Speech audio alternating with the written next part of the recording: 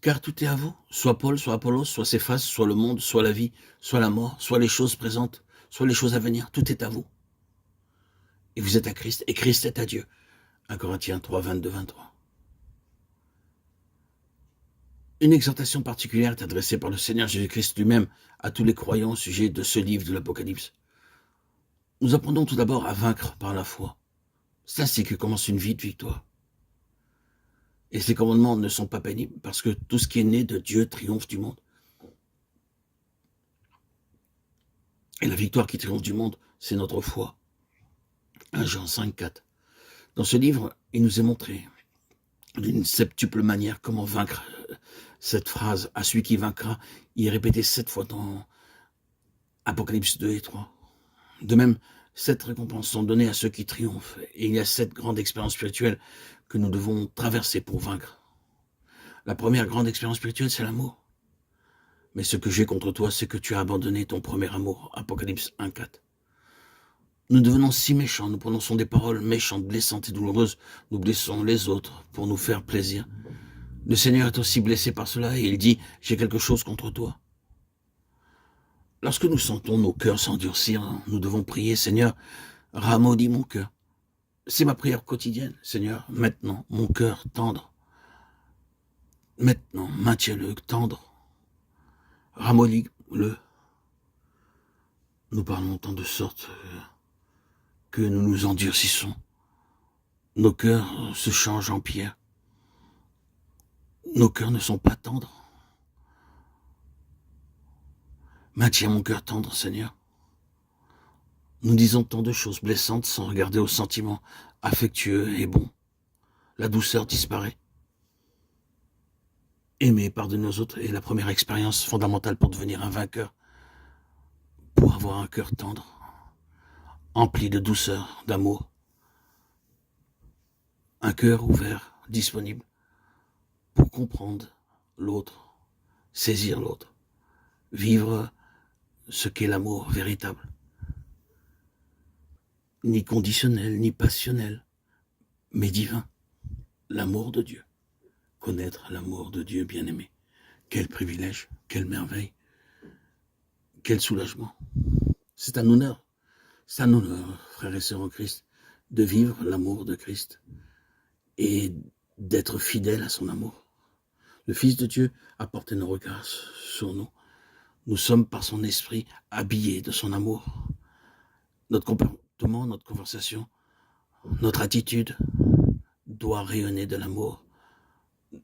Ainsi, nous témoignons que nous sommes les disciples de Christ.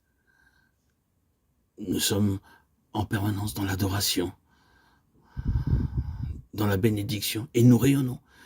Et notre voisinage, notre entourage le constate. Nous témoignons par notre attitude, notre comportement, notre sainte présence de la vie de Christ en nous, de son amour qui agit par nous. Nous sommes ses témoins. Quelquefois, sans ouvrir la bouche, nous témoignons que Christ fait partie intégrante de notre vie. Son esprit nous a saisis, on ne peut y échapper.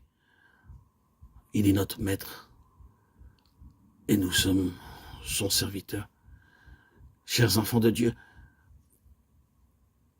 reconnaissez le privilège, la joie, soyez dans la gratitude. Voyez comment le Seigneur est grand. Remarquez ce monde où il y a des attitudes de méchanceté, de haine, de rancœur, de jalousie. Et vous? Voyez-vous le précipice? Voyez-vous la différence? Dieu vous a choisi. Il a fait de vous un pèlerin dans cet exil, dans ce monde. Un pèlerin pour témoigner de son nom.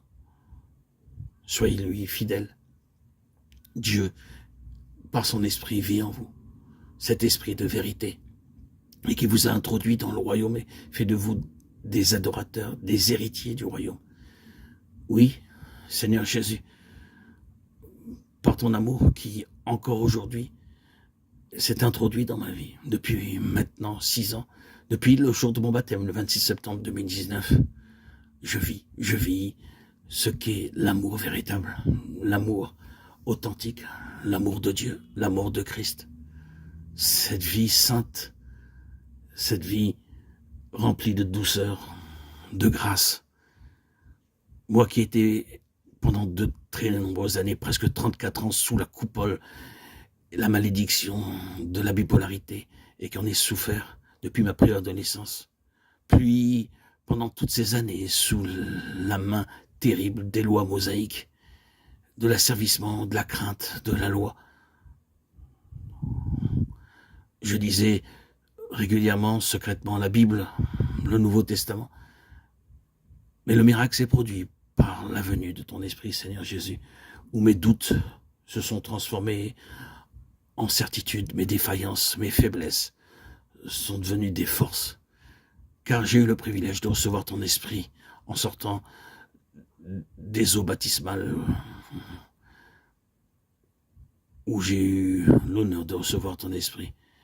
Je ne pouvais pas y échapper. Tu m'as saisi comme une personne saisit une autre personne.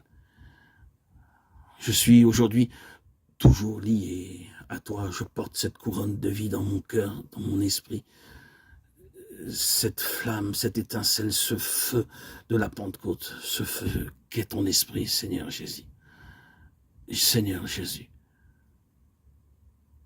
être en présence de ton esprit, c'est être dans l'allégresse, la joie.